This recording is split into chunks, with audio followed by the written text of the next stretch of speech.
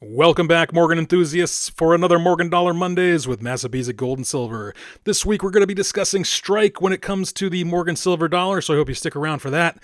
I am Dean with Massabesic Gold and Silver. Thank you so much for stopping by and checking out my channel this week. Out of all the channels on YouTube, you decided to stop and watch my content, so thank you so much, and I look forward to seeing what you think of these videos in the comments. Speaking of comments, last week we had a little bit of a discussion around Strike and how it affects the grade of Morgan dollars. So I thought, what a great video. That would be entertaining for you all if I gave you the grade by the professional grader, but I hid the coin itself. This is the old A&A holders, or the old Annex holders, the soapbox holders. A lot of people love these. They often think that coins in these holders are more conservatively graded, so I got a couple examples of those to show you. I also have some NGC holders. I got some examples from PCGS and, of course, from CACG as well. I really wanted to have fun with this video today, so as I said, I've got some other A&A holders. There's a nice gem coin, 1900 Philadelphia. You know, I love these old holders. The hologram's really cool. And then I've got the PCGS Rattler here. I got a nice one here. But why am I doing this? Well, in Q. David Bauer's book, A Guidebook to Morgan Silver Dollars, he talks about the tale of two coins, and he talks about how some varieties of Morgan Silver dollars are usually seen with every detail sharply defined. He says an 1881S is a good example of that. The majority show excellent definition of the strands of Miss Liberty's hair at the center of the coin above the ear, on the reverse of the feathers of the eagle's breast. But he also argues that, like a coin like the 1891-0, perhaps the most casually and sloppily struck of all issues, has a very flat center and little detail around Miss Liberty's hair and above the ear, and the breast feathers are often obliterated, if I could talk. So he says it pays to be fussy, and I got an example of a 19040 here from Mint State 64. I want you to guess what that looks like. And as he says, talking about these coins, as you can see here, this one is flat as a pancake. But when talking about these coins, he says certification holders are really no help when it comes to Strike. He says how the 1891 dollar described as Mint State 63 by PCGS, or Mint State 65 by NGC, or Mint State 62 by Annex gives no indication at all as to whether the piece is flat as a pancake or whether marvelously and exceptionally it possesses great detail. And here's a great example of that. This is a Mint State 64 coin, graded Mint State 64 by in a time where they thought it was very conservatively grading was going on, and you can see here that this is flat as a pancake. I originally picked this coin up because I thought the luster was exquisite, and I love the peripheral toning. So that's one of the reasons why I added this to my collection. But the Strike to me is quite poor. That flat as a pancake look. Bowers writes in lots of places in his book, this is when he's talking about the 1878, that certification labels do not mention the quality of Strike, and accordingly, most buyers are not aware that there can be a difference. So he argues in his book that you and I need to be looking at Strike, not necessarily just looking at the number at the top of a coin slab. This is a nice MS64, 1887, and here we go. We have a nice Strike. I would say this is a good Strike if I was to use PCGS's terms. This is, you could see is decent detail there above the ear of Liberty. You can see some of those hair strains, but it's not exactly, or hair strands, as I should say. I picked up this coin because this is the Alligator Eye VAM, and it has some beautiful toning here in the reverse. And I really like this coin. But again, continuing with Bowers talking about different books, this is he's talking about the 1882 dollar. He says that the Strike varies from excellent to weak. And he also goes on to say that cherry picking is recommended because, again, certification services pay no attention. So you need to search out your own, the really quality Strike. So here's a Mint State 66 Plus, graded by PCGS, even has the CAC sticker here. Let's see, what do you think? Look at this Strike. This to me is an average Strike. This is not really good. It's not really strong. It's not necessarily poor or weak, but I would put that in the average Strike range. You can see that it is fairly flat there right above Miss Liberty's ear, as he would say.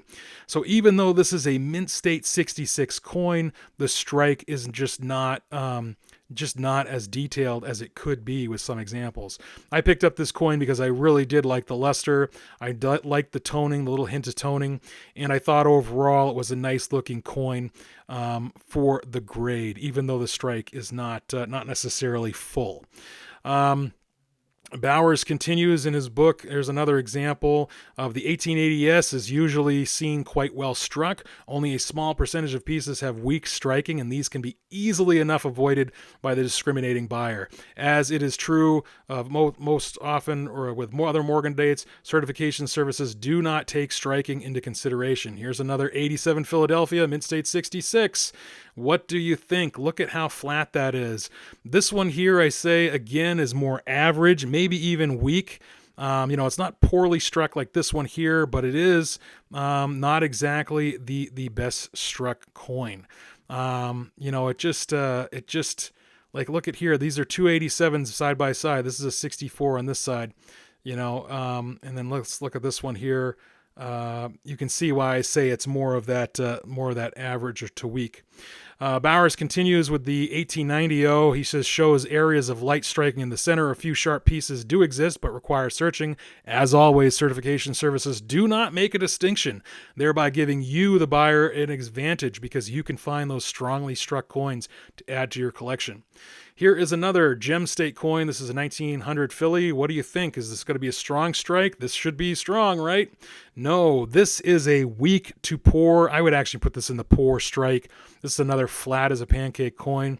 Again, I picked this up in a larger collection. I really liked the luster. I thought the luster was beautiful on this coin, and I really enjoyed the toning too. But you will see here in the center how flat this coin is. But yet it has a Mint State 65 grade on this coin. This is, like I said, it's a beautiful coin, but if you're looking for a strongly struck coin, this is not the coin for you then, even though it has a gem grade. Again, too, these soapbox holders, a lot of people thought that they were conservatively graded. Okay, Bowers talking about the 1902 New Orleans is lightly struck at the center. Some concentrated effort is needed to find the sharp pieces, but again, the advantage is that the certification services take no notice, and such can be yours by finding that one, while 90% of the people that you're competing against aren't caring about strike. Here's an 82cc 64. Look at this. This is a strong strike. Not even under magnification, you can see all the strands of hair there right above Miss Liberty's ear. And of course, the luster is really, really nice on this coin. Really nice frosty luster. Even on the reverse here, look at the eagle's breast feathers. You can see all the definition there. Really, really a strong strike. I love this coin. I picked this up out of an old collection that was being sold off, so I went for it and I got this coin, and I'm really glad I did because it's a nice coin. So let's talk about PCGS's grading system. 60% goes to surface preservation, while only 15% goes to strike, 15% goes to luster, and 10% goes to eye appeal. So that's just something to keep in mind. Yes, strike, luster, eye appeal affect the grade, but even with them all combined, it does not affect it as much as the surface preservation does. So this is a nice Gem State coin. You can see here that this has a really good strike. I wouldn't quite say it's full, but it's almost there.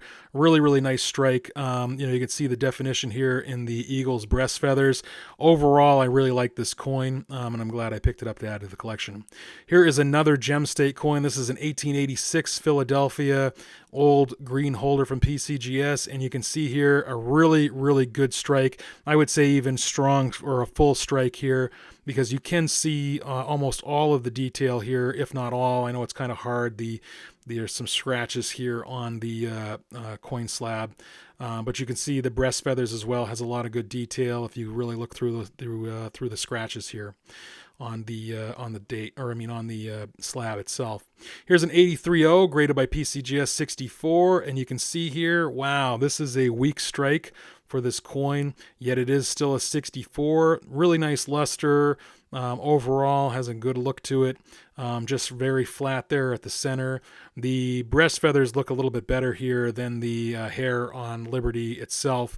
But you can see here that this is a nice coin. But again, to Bauer's point, it's got a weaker strike. Let's look at this coin. This is a new coin to the collection here at Massabesic Gold and Silver. This is an 1878S, mint state 64. Look at this strike here. This is a absolutely full struck coin. I really like the luster as well, but you can see here there are a lot of contact marks or abrasions, whatever word you want to use, on this beautiful Morgan. So holds it back a little bit as far as grade. But look at the breast feathers here. Look at the detail here on the breast feathers here. These are just great. Really like this coin. Glad I added it to the collection. Nice 64. Let's look here. We got another 1887 Philadelphia mint state 64. This coin I recently bought over the winter. If you watch my purchase videos, you'll have seen this coin. Really nice strong strike on this coin as well. Really beautiful peripheral toning. Let's get that 66. I want to compare these. Let me get the 66 here. I want to put these side by side. So here's the 6687 Philadelphia with the weak strike, and then here is the 87 Philadelphia mint state 64 with the stronger, the good to full strike, I should say. I'd say probably good. But look at that, just the difference here.